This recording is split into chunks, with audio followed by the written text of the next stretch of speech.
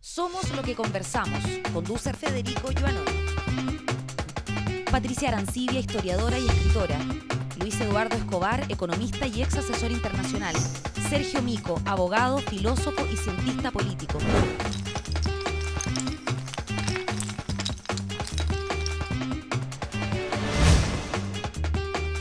SQC. Somos lo que conversamos. Hola. Ayer, que me sentí orgulloso. Bienvenidos a Somos lo que conversamos, SQC, acá en la Universidad de Talca, nuestro auspiciador y anfitrión, en su sede de Santiago. Está, bueno, nuestros contertulios de siempre, Patricia Arancibia. ¿Cómo me cambiaste? No, es que me estáis hablando por el lado, entonces me concentro. Hola, Patricia. Hola. Historiadora. Hola, Federica. ¿Cómo estás? Notable polemista. Sí, pero siempre. Sergio Mico, abogado, cientista político, bla, bla, bla, filósofo. Sobre todo bla, bla, bla. Demasiado título. Hola, Sergio. Hola, Federico, ¿cómo estás tú? Muy bien, gracias. Veo que llegaste relajado hoy día, Federico. Sí. Oye, Luis Eduardo Escobar, economista y asesor de empresa. Y bla, no bla, voy bla, a poner bla. el bla, bla, bla en este caso. Gracias. Bueno, y con nosotros Clarisa Hardy, que está invitada hoy día muy especialmente. Hola, Clarisa. Hola. Bienvenida, Clarisa. Nosotros nos conocemos hace muchos años. Muchos años, sí, es verdad. Ex ministra de Mideplan, actualmente es directora en la Junta Directiva de la Universidad de Santiago, la USACH. Es miembro del directorio de la Fundación Dialoga, aquella, la de Michelle Bachelet, y consultora del PNUD. Te digo, oye, más presentaciones que el resto. Imposible. Sí, muy bien. Súper bien, bien. Oye, bueno, bienvenida. Tengo más Bienvenida. años que usted, así que acumulo más actividad. No. Bienvenida, Clarisa. Muchas gracias. Un gusto Aquí- estar con ustedes. Aquí no lo vamos a pasar bien. ¿qué le Pero parece no que...? polemicemos demasiado. No, sé más que yo cuando dos, estoy de tres, cuatro conductor, contra cuando estoy de uno, conductor polemizo muy poco. Ya. No, Eso sobre es todo mentira, cuando pero- la invitada es mujer, se suaviza mucho. Sí, sí. Qué hablado. Ya. Oye, vámonos con Demasiados consensos. vámonos con la encuesta CACEN, que es cierto que es un tema viejo a esta altura, pero viejo que va y vuelve como con elástico, ¿no? Pasan cosas y se va la CEPAL y quieren hacerle cambios profundos. Tú fuiste ministra de Mideplan y bajo tu gestión no pasó esto con la CACEN. A pesar de que no ha estado exenta de críticas tampoco metodológicas hacia atrás, pero no pasó este lío enorme de que ya nadie le cree, A ver, o pocos le creen. no, como dices tú, no estuvo para nada exenta. El periodo que a mí me tocó informar la CACEN era la del año 2006, que correspondía al final del periodo de Ricardo Lagos, Así es. equivalente al escándalo que se provocó cuando se anunció la del 2009, que correspondía al final del periodo de Michelle Bachelet. Y yo quiero recordar que sí hubo un incidente muy enojoso, no obstante que no pasó a mayores y finalmente se calmaron las aguas. Días antes, o mes antes, o unas semanas antes de anunciar la CACEN, salió el libro del entonces senador Andrés Alamán, El desalojo. En la tesis del libro él sostenía que era la tesis del desalojo, que los motivos por el cual debería salir desalojada la concertación es porque, dado el fracaso que había tenido en el crecimiento, no habían ni siquiera respondido a la expectativa de reducir la pobreza en Chile. 2 semanas después hacemos la presentación de la CACEN y tiene una baja histórica de 5 puntos porcentuales, que era altísimo, era la más alta de los últimos años. Y entonces él denunció falsedad de la información y manipulación y adujo como razón que si un país crecía poco no podía reducirse la pobreza a esa velocidad. Con lo cual yo contesté que si fuera una relación unívoca y unidireccional entre crecimiento y pobreza nos ahorrábamos los 1.000 millones de pesos que costaba la CACEN, que viéramos cuánto se movía la tasa de crecimiento y dijéramos cuánto se movía la tasa de pobreza. Afortunadamente, todos los centros de pensamiento de todos los colores políticos que conocieron la metodología, vieron los datos, señalaron de que no había ninguna distorsión metodológica y que era así. ¿Y no se le hizo ningún cambio en ese momento en relación con las anteriores? ¿Se mantuvo exactamente Se mantuvo igual? la misma medición y ahí empezó, sí, ya la primera discusión de que se le exigía muy poco a la vara de medición de la pobreza, es decir, que era una canasta que si bien se actualizaba en precios, mantenía su contenido similar a la del 87. ¿Puedo interrumpirte y decirte claro. algo? A mí me parece que ya en la pregunta va implícito una serie de cosas que tú has señalado, Federico, y que yo no comparto. Y por eso quiero plantearte más bien un tema desde arriba, es decir, el tema de la pobreza, el tema de la inequidad, es un tema país. Y no creo que sea un tema que pueda unirse necesariamente a un gobierno. Es un tema, digamos, de gran empuje que tuvieron obviamente los gobiernos de la Concertación, lo tuvo el gobierno de Pinochet cuando tomó de plan e hizo toda una política desde el mapa de la extrema pobreza para adelante, y lo tomó también y lo está tomando en su real dimensión el gobierno de Piñera en 2 años 8 meses que lleva. Entonces, mi comentario va a que no me gustaría que nos quedemos que bajo el gobierno de Lagos o de Bachelet o de Piñera o de Pinochet o de quien sea, se subió 4 o 5%. Aquí lo que importa es cuál comprometido está la sociedad chilena frente a un tema que realmente convoca, un tema que importa, y cuáles son las políticas que pueden ayudar mejor a bajar esa pobreza y sobre todo la indigencia. Después de esta declaración de principio... Yo no tengo ninguna duda. Yo lo que hice fue señalar a la pregunta de... Era una pregunta bastante que era, precisa. claro, que hubo cuestionamiento. Y que el cuestionamiento precisamente rompió lo que tú señalas, Patricia. Rompió nunca antes, en todos los gobiernos de la Concertación, ni siquiera en la oposición en el periodo de la dictadura, se cuestionó el instrumento, se cuestionó el tipo de políticas que generaban. Es una cosa que ese menor es el en punto, relación es que no es anterior. menor. Eso No, no, es que no es porque menor. lo devolvieron ahora con la situación que se vio en el CACEN y toda la Concertación, entre ellas la que no es Clarisa. menor, porque Con una diferencia. Entonces, en aquel es menor. momento se cuestionó la metodología sobre la base de un supuesto. Y es que si un país crece mucho, automáticamente se reduce pobreza, claro. o a la inversa. Y entonces, ¿Fue tan así esa absoluta, yo puedo así te digo que fue el registro No, de eso la sí, yo me época, acuerdo tanto que clarito. yo hice esta broma. Lo que pasa de es que además el crecimiento durante el periodo de Lagos fue de 3,3% anual, no, que eso- fue bastante eso más es bajo lo que que Y los por eso promedios es una anteriores. caricatura. Entonces ahí es donde entró a polemizar. Claro, la Alan. diferencia ahora es que sí, por primera vez, y eso fue lo que nosotros destacamos, que no que no fuera, digamos, nosotros no pusimos en cuestión, como yo señalé cuando tú señalas que salimos a la prensa, yo no puse en cuestión el termómetro era el mismo termómetro que usábamos el pasado. Yo lo que dije es que yo leía el termómetro distinto a como lo estaba leyendo el ministro de la válido. Y ahí la pregunta es, Clarisa, ¿por qué si hemos tenido tanto crecimiento económico los últimos años, bajo el gobierno de Sebastián Piñera, por qué se han creado los puestos de trabajo que se han creado, ¿ya? ¿Por qué con el precio del cobre como lo tenemos la pobreza se mantiene? ¿Ya? Bueno, esa es la pregunta que debiéramos hacernos. ¿Qué Claro, pasa? Porque ¿qué es lo que no estamos si tú- haciendo bien? Si tú miras la CEPAL y miras, están midiendo de otra manera. Y de hecho encuentra que bajó mucho más la pobreza. No, tampoco es estadísticamente significativa. Pero eso es lo que dice por lo menos la CEPAL. Así la CEPAL dice que hay un... Es lo que Acá dice el no. diario, no lo que dice la CEPAL.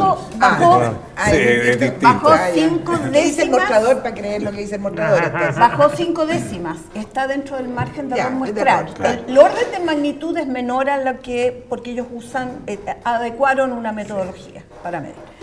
Y es más, en la extrema pobreza, en el de ellos no se reduce, sí, mucho más levemente. Entre otras cosas porque el cambio que hizo el gobierno al introducir una pregunta redujo más la extrema, pero es entrar en Sí, tecnicismo. Sí. el tecnicismo. Pero- La idea es que ambos llevan a que uno se pregunte precisamente el tema de fondo, que tú dices, ¿qué pasa que un país que crece, que genera empleo, no está reduciendo la pobreza? Tuvimos por lo demás un encuentro, un grupo de personas para discutir este tema a fondo. Yo honestamente creo, para decirlo muy en corto, es que esto es revelador de que el tipo de empleos que se generan y por lo tanto lo que tenemos es un déficit de trabajo decente. Es decir, no basta generar empleos, sino que tienes empleos de muy bajos ingresos y que no logran por lo tanto cambiar porque entendamos que la pobreza se mide estrictamente por ingresos del trabajo. Claro. Y entonces esta es la mejor demostración de que tú puedes generar empleo y sin embargo no reducir la pobreza. ¿Cómo influye, perdón, para entender la metodología de medición, los aportes directos del Estado en todo tipo de, incluso entre los bonos? Corrige, sin duda, no cabe duda, porque son transferencias monetarias y tú la imputas en el ingreso total del hogar. Pero como la proporción que eso significa en el total del ingreso tiene un impacto tan bajo, no logra, sobre todo cuando tienes una canasta que ya está del orden de los 70.000 pesos por el alza del precio de los alimentos, no logra amortiguar o mitigar suficientemente el impacto de los bajos ingresos. Yo te diría que la diferencia de fondo entre las políticas, porque yo creo que en cuanto al objetivo que se quiere cumplir, no hay dos miradas, digamos, hay que reducir la pobreza y la indigencia al mínimo minimorum, porque la inexistencia de la pobreza en ninguna parte del mundo es real, es decir, siempre va a haber pobres. Ahora, hay que bajarlos al máximo nivel y todos estamos yendo hacia esa línea. El tema son las políticas que utilizamos para ello. Y yo creo que la gran diferencia, Clarisa, y te lo pregunto, es en la mirada que tiene el mundo socialista en relación, o la izquierda progresista, por decirlo de alguna manera, o la centroizquierda, o como quieras llamarla, en relación a la centro-derecha, de cómo salir, de verdad, cómo sacar a esa familia o a esa persona de la pobreza. Y la mirada que tiene la centro-derecha es una mirada que parte del supuesto que hay que tender la mano, pero también que tiene que haber una red clarísima para poder proteger que la persona no caiga, pero por sobre todo hay que darle las herramientas para que pueda salir solo, y el bono en sí mismo no ayuda. Oye, el asistencialismo puro en este tema yo no. me gustaría, Jorge, entonces eso es lo que hizo, quiero... perdón, pero es que hizo una afirmación fuerte la Pati en algún momento, dijo, siempre va a haber pobre. Siempre tiene que haber pobre. Bueno, eso es lo que yo quería acotar. ¿Conoce un país donde no haya pobreza? Bueno, pero es que una realidad histórica, lo que quise decir. No quiero que sea, pero una realidad histórica. Se miden de distintas maneras, y una de las cosas que salió esta vez pero yo quiero que conteste a raíz de lo del 2006 en adelante, en realidad el tema de si acaso medimos la pobreza en términos absolutos, que es lo que hace la CACEN, dice, esta es la canasta de bienes que vamos a medir, y vamos a medir la variación de precios a lo largo del tiempo, y vamos a ver cuánta gente la puede comprar. Eso es básicamente lo que hace la CACEN, digamos, en términos vulgares. Pero en otros países el concepto de pobreza es relativo. Tiene que ver con la media. Tiene que ver con cómo... pero conoces un país donde no haya pobreza, eso es lo que quise decir. La pobreza en sí misma es parte, hay gente digamos, más rica y menos no me gusta, pobre, a nadie le gusta, pero es una realidad. Pero sabes que tienes razón, Luis Eduardo, cuando tú la mides en términos absolutos, tú tienes un supuesto detrás. Sí. Y es que hay un conjunto de necesidades básicas, que son básicas, que una familia tiene que satisfacer, a partir de la cual tú dirías se salió de la pobreza. Por lo tanto, es una no hay variaciones en el tiempo, es una necesidad básica. Y es una foto, porque esa familia que había salió de la pobreza al día siguiente por algún evento puede llegar a... Pero tomando en cuenta el concepto detrás, por lo tanto, en esas condiciones sí puedes no tener pobreza, claro. Porque si tú te pusiste como vara en que estas son las necesidades básicas... ¿Hay algún país que pueda demostrarme? Los países que miden en términos relativos, es decir, calculan lo que está debajo de la mediana, un cierto porcentaje, nunca resuelven la pobreza, porque ellos asocian pobreza con desigualdad. Es la gente que está peor en la distribución del ingreso. Claro, perfecto. Acá se disoció de la distribución del ingreso. Y entonces por eso has visto el comportamiento de que tú puedes ser exitoso en reducir la pobreza y sin embargo no tener impacto en la distribución del ingreso porque la has disociado. Pero entonces, respondiendo a la Pati, hay países, si tú pusieras la canasta, si tú tomas la canasta de la CACEN y la trasladas a Suecia, no hay pobre. No hay pobre. No hay pobre. Pero es que de nuevo, no hay pobre en relación a lo que es Suecia. No, porque no hay pobre en relación a esa canasta. Claro, incluso en la necesidad básica, porque no hay nadie que no tenga en Suecia no hay, por poner todo esto lo que no significa que no haya pobres de acuerdo al criterio sueco. En Suecia o en cualquier país del mundo no existen personas, digamos, que no tengan los ingresos básicos como para necesitar el apoyo del Estado que les dé de comer y un albergue para vivir. Está incluido. Es que las transferencias monetarias del Estado están incluidas, también se incluyen en Chile. ¿Qué es lo que puede haber en Suecia? Que tienen que ver más bien fenómenos de desintegración social. Siempre vas a encontrar esto que llaman típicamente en este país las personas en situación de calle. ¿Ah? ¿Tú has visto términos más súbditos para decir alguien que vive en la calle? Bueno, eso tú lo puedes encontrar en Europa. Y esto tiene que ver no con fenómenos de pobreza, tiene que ver con fenómenos de culturales y de calidad de vida. Psicológica. De desintegraciones familiares, estructurales. Esos fenómenos te los vas a encontrar. Psiquiátricos incluso. Pero tienes un drogadicción. Estado que lo que hace es proveer incluso en esos segmentos cuantiosos recursos y esfuerzos. Bueno, yo estoy aprendiendo. Pero en París, por ejemplo, viven en el Sena, espérate, déjame contarte. En París, por ejemplo, viven en el Sena, en el río Sena, en unas carpas que te las quisieras pedir de camping de veraneo aquí en Chile, porque las carpas las provee el Estado. Para que los tipos puedan seguir viviendo en la calle, pero no se... Ya, pero volvamos a Chile. Es la primera vez que yo en la calle. pero yo sé pero la primera vez que yo escucho y de verdad de un economista y de una persona entendida en esto, de que de verdad es posible que en un país o en una sociedad no existan pobres. En términos absolutos. En términos absolutos, es decir, que no haya gente que no tenga un techo, que no tenga que comer. Yo pensé que es parte, no, y bien, voy a meterme un poquito más en pero el tema. Eso gracias al gobierno socialdemócrata. No, pero esos países... A la red. ¿Cómo le dijiste tú la red? Y la red la incorporó como un ideario de la derecha. Eso es lo que pero lógico, pero siempre ha sido así.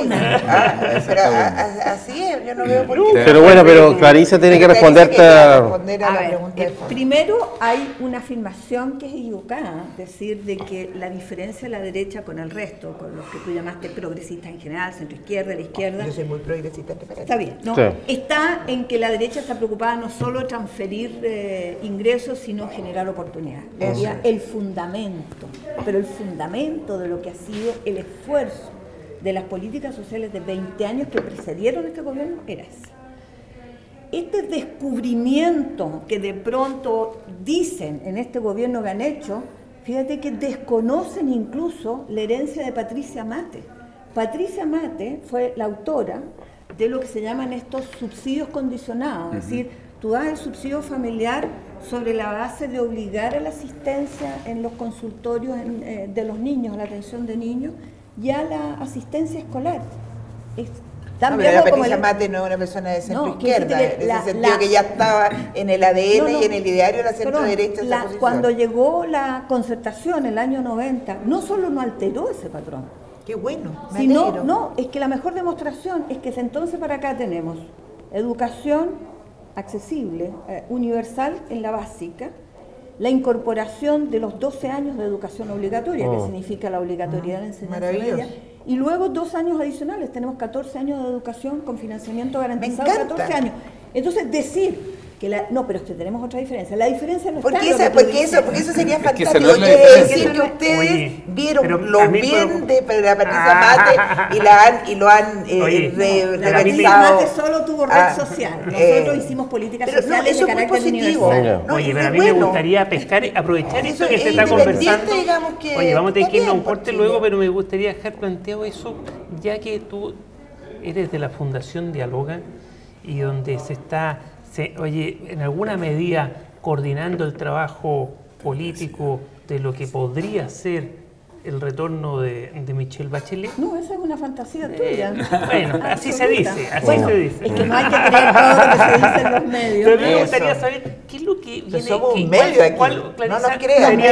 ¿Cuál sería, Clarisa, el aporte programático en esta materia del entorno de Michelle Bachelet, porque todavía no hay un programa único que se sepa, de hecho no se sabe si llega, digamos, pero en el evento que llegue, que haya un programa, ¿cuál va a ser el aporte de Dialoga en esta materia?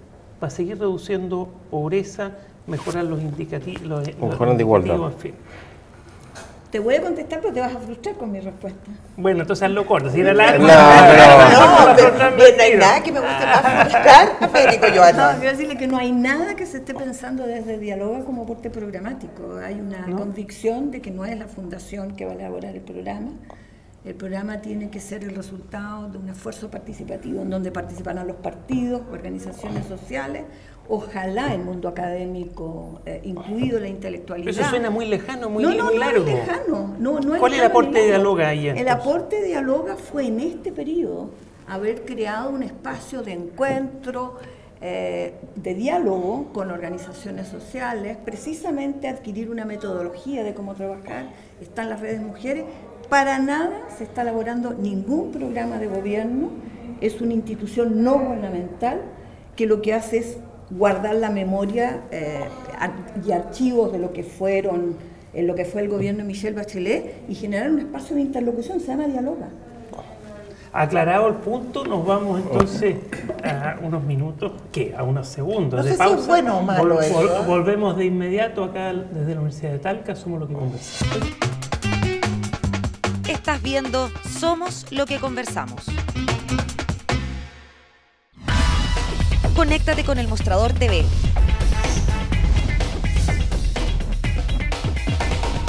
Búscanos en Facebook. Síguenos en Twitter. Comparte nuestros videos. Y revisa nuestra web. Nos mantenemos conectados a ti gracias a las redes. El Mostrador TV.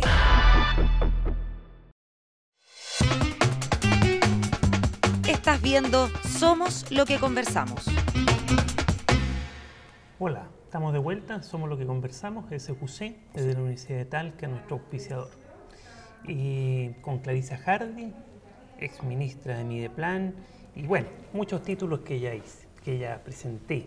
Clarisa quedó encima de la mesa, a pesar de que me rectificaste y me aclaraste una pregunta, igual quedó en el aire una parte a responder, ¿con qué vendría de propuesta a tu entender? No hables por Dialoga ni por partido. Es decir, ¿cuál es mi visión? ¿Cuál centroizquierda, sería la o qué? propuesta de la centroizquierda para ir avanzando de verdad en esta materia? Porque el país cada día tiene más ingresos per cápita, pero está chantado en un cierto porcentaje de pobreza absoluta. Es decir, ¿Para qué decir pobreza relativa? Digamos así? Bueno, aquí yo quiero hacer el matiz donde no está el matiz en creer que aquí hay que hacer transferencias monetarias a las personas. Estupendo. Esto se llama seguridad en el ingreso, es decir, una sociedad de $16.000 de ingreso per cápita tiene el compromiso de generar seguridad de ingreso básico. De modo que esto no es asistencialismo, esto es redistribución. Ahora, si solamente da seguridad de ingreso y no genera capacidades y oportunidades de las personas, ciertamente la posibilidad de que en una crisis en que dispongas de menos recursos es que no salgan nunca de esa situación. Su nivel de dependencia sea muy alto. Y por lo tanto, el otro esfuerzo siempre estuvo presente al punto que, como señalaba, tuvimos políticas sociales universales. ¿Dónde está la diferencia? Y eso se veía desde los análisis que entregaba la propia información.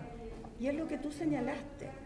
Como la pobreza no es un fenómeno estático, sino dinámico, una cosa es que la midas de manera estática, pero las historias, las biografías familiares cambian.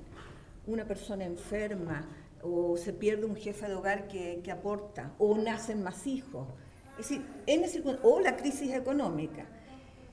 Como no es fijo, entonces la preocupación no debiera ser la pobreza, del punto de vista de su análisis absoluto, sino cuáles son los grados de riesgos o indefensiones que una sociedad tiene por los bajos ingresos, y por lo tanto tu foco no es un 10%, un 5%, sino quién es en su universo. Y eso, porque en sociedades altamente desiguales como las nuestras, en donde 2/3 partes de la población en Chile gana por debajo del ingreso medio, que son 500.000 pesos, significa que cualquier shock, externo o interno, familiar, enfermedad, un terremoto, etc., tú puedes asegurar que está condenado. ¿Por qué razón no lo pudieron resolver en este periodo? Porque entramos en una disputa que nosotros habíamos superado. Dijeron que los gobiernos anteriores, y particularmente el de Bachelet, había desfocalizado, es decir, se había olvidado a los más pobres. No desfocalizamos, premeditamos extender la red social no solo a los más pobres, sino al 40%, al 60%, dependiendo de los casos. Cuando previendo una situación y bueno, compleja. Y de hecho la crisis lo demostró. Claro. y además con las cantidades de recursos de copago que tienen estos sectores medios. Estos son los que pagan educación de su bolsillo, pagan salud, por lo tanto... Sin rebajas tributarias, ni una cosa, ¿no? Bueno, esa visión fue lo primero que se clausuró en este gobierno y se volvió este fenómeno de la focalización. Esto uno lo ve en los datos de la CACEN, cómo se concentran los recursos.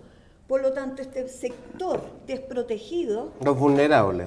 Cayeron, o no se logran mover. Y entonces aquí cambiamos el foco y la discusión a futuro te lleva desde la desigualdad. ¿Para dónde van las cosas? El foco es la desigualdad. En el minuto que tú decidas afrontar cuáles son los problemas de la desigualdad en la sociedad chilena, yo te aseguro que vas a empezar a tener de nuevo éxito en la reducción de la pobreza. ¿Y qué habría que hacer para eso? Bueno, de partida, si tú dices universalizar ya no solo acceso, sino calidad, básicamente en salud y educación, que es el debate que está instalado, los recursos fiscales disponibles son insuficientes. El ajuste tributario actual no da.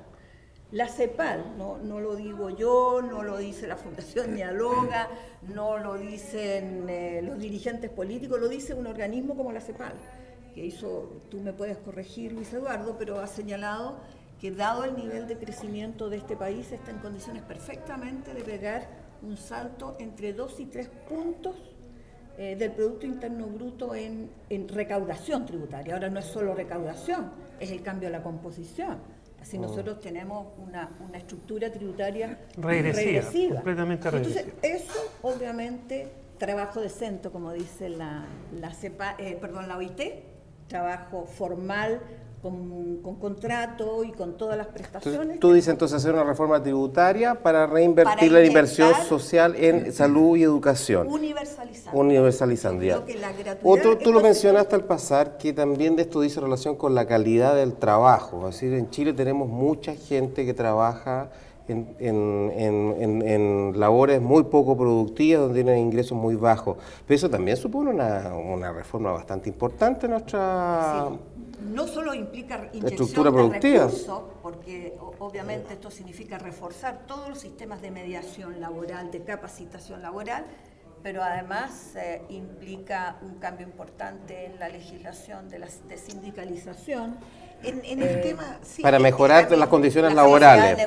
Muy bien. Me parece súper interesante porque ahí hay una respuesta clara que yo creo que no es 100% contraria al 100% las dos posiciones. A ver, una reforma tributaria que coopere, digamos, a mejorar la situación de personas de muy bajos recursos, en pobreza o en indigencia, creo que es algo de tal obviedad que no amerita ni siquiera discusión.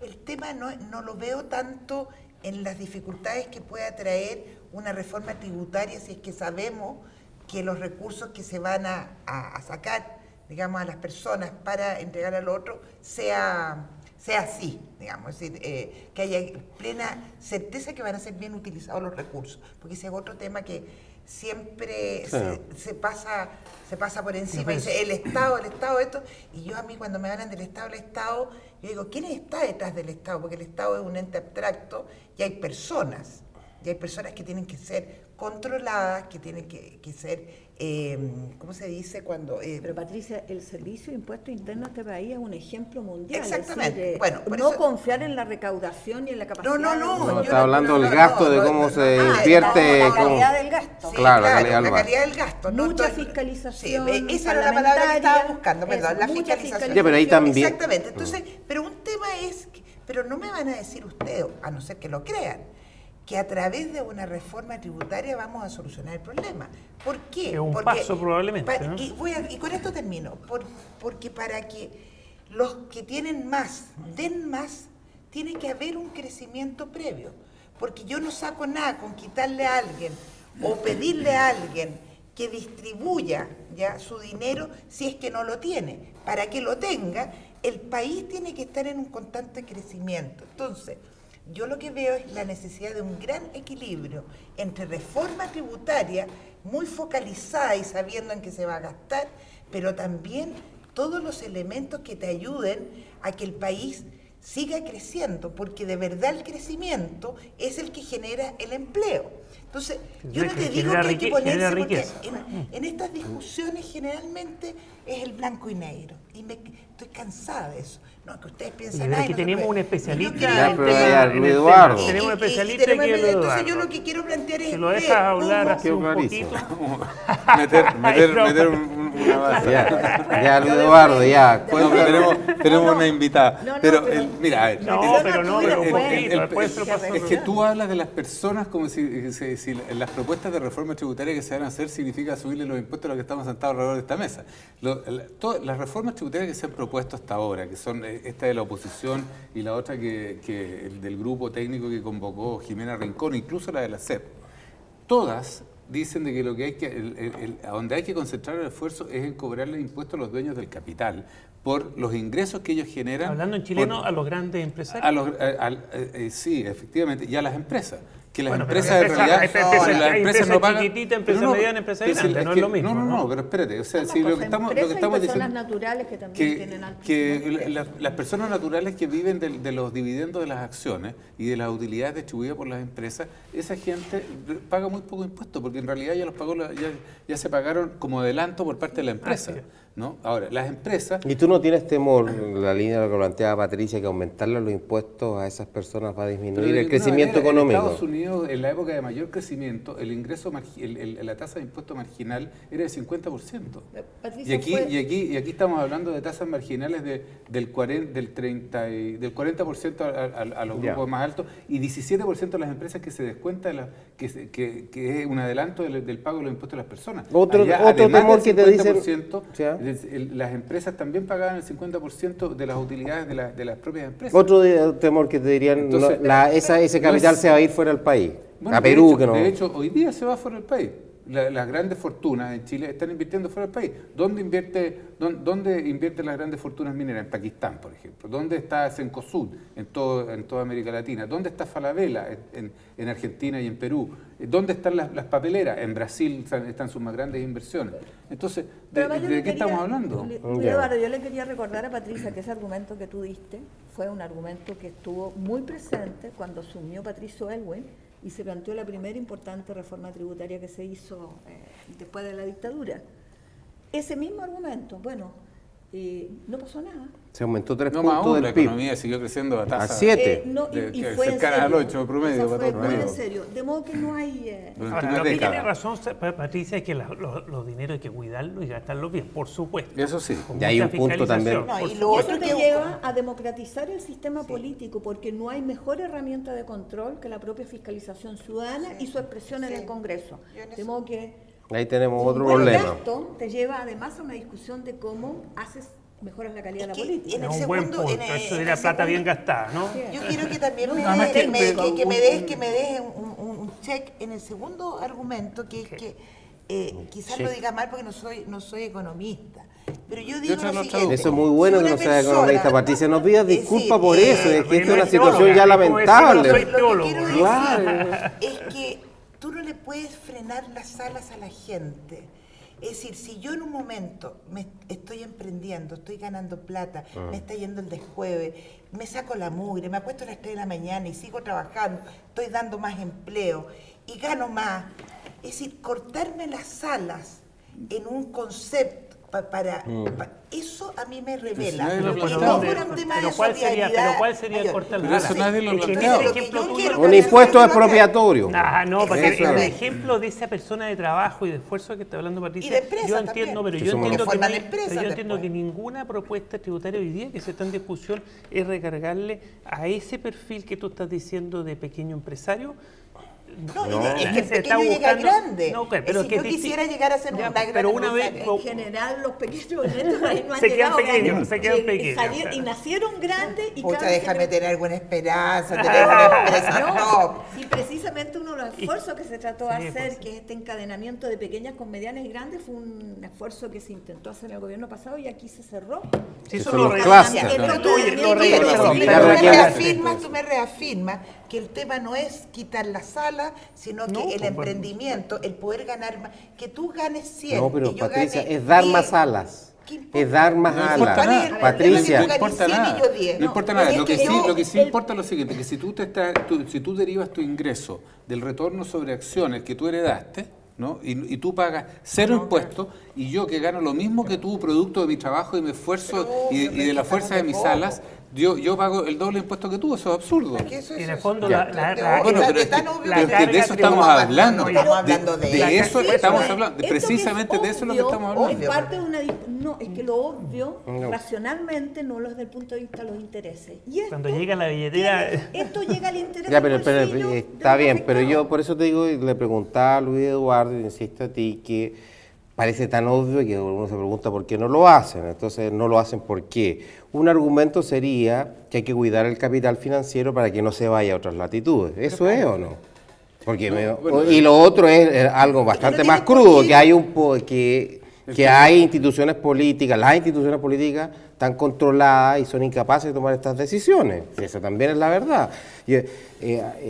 Hacer reformas tributarias en Chile, política, ¿no? por Dios, que cuesta. Entonces, pero no sé, pero es el problema del capital. Impuestos tan altos que impidan el desarrollo de esas propias empresas. Y Pero no el caso de Pero Chile. no estamos ni cerca, Pasa que Patricia. Chile No estamos ni está- cerca. está Nosotros somos en el la más zona- bajo. Está por debajo del promedio de la región, siendo el país con el ingreso per cápita más alto. No hay ni una proporción Claro. con lo que ocurre en la Argentina o en Oye, Brasil. y mira, aparte de la tasa y O en de la Perú. hoy está el tema de lo regresivo. Sí, lo curioso, espérate, Perdón, para atacar este pero tema. los empresarios chilenos que invierten en Colombia pagan más impuestos por las empresas en Colombia que en Chile. Claro. O sea, Mira, en Chile el problema que tiene, en términos generales, es que los impuestos, como hablábamos, son regresivos. Es decir, en Chile proporcionalmente paga mucho menos impuestos quien tiene más dinero que el que tiene menos.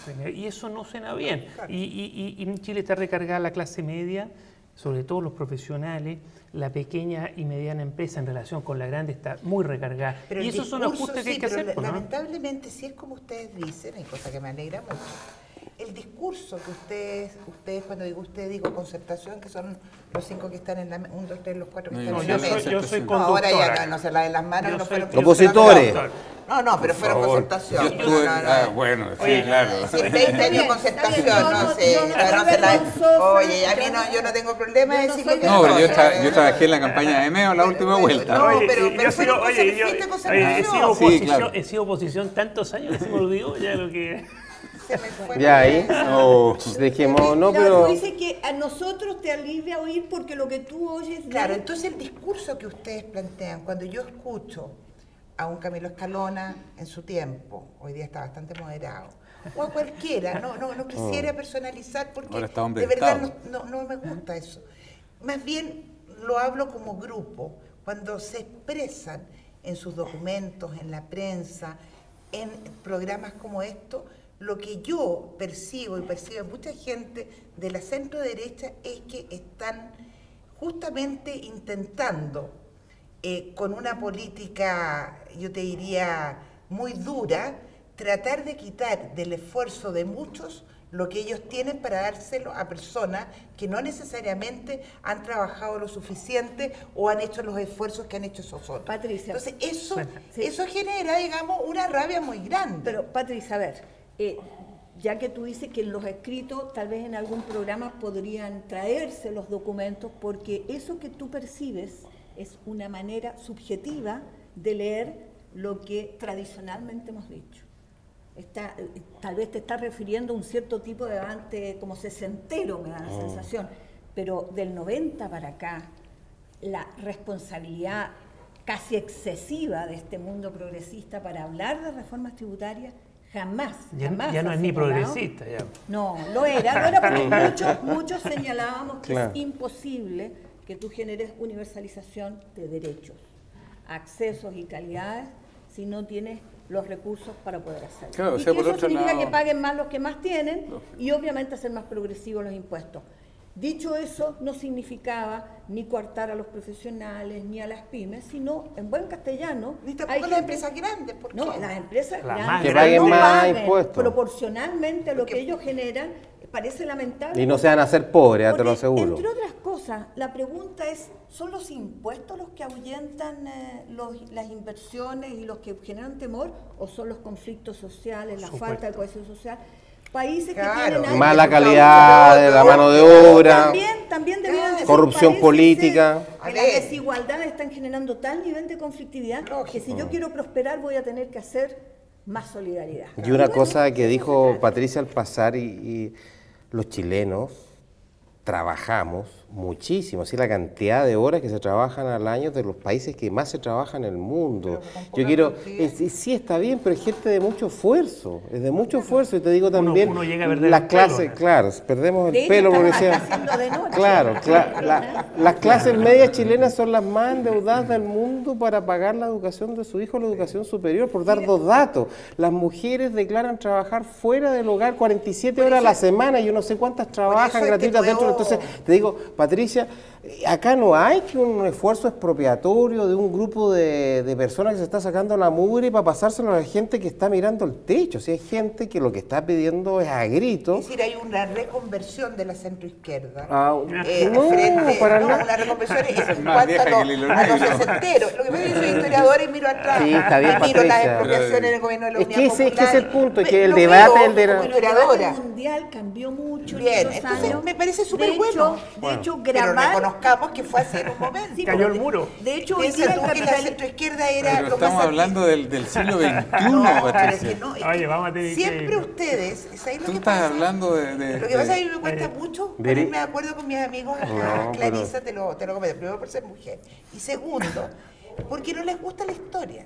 Ah, no, A mí me encanta gusta. la historia. Hay que- La otra vez te Sí. seguía todo en vía, Hay que acuérdate. mirar No, lo que no me hacia gusta es atrás tu para poder interpretación de la entender. historia, no es si que yo no me guste la interpreto, es historia. decir, yo estoy Así, viendo pero una perdona, realidad pero- que fue el gobierno de la Unidad Popular. Ya, en ya, ese vamos momento. después Pero no volvemos. estoy Que denominando. Yo Ya, me voy a, bueno. tengo que despedirme y lo que Pero quiero es una dejar historia claro, real. lo que quiero es, a propósito de historia, hoy terminaron los alegatos, ¿cierto?, de Perú, a propósito de historia, en La Haya, donde se está revisando o se pretende modificar ciertos límites que llevan más de 100 años. No nos hemos referido a eso, no porque estemos gagá ni queramos evadir el bulto, sino que porque vamos a esperar a que terminen los alegatos completos, los de Chile incluidos, para en el próximo programa hablar más sobre La Haya y el eventual resultado y los efectos entre Chile y Perú a propósito de inversiones, ¿no?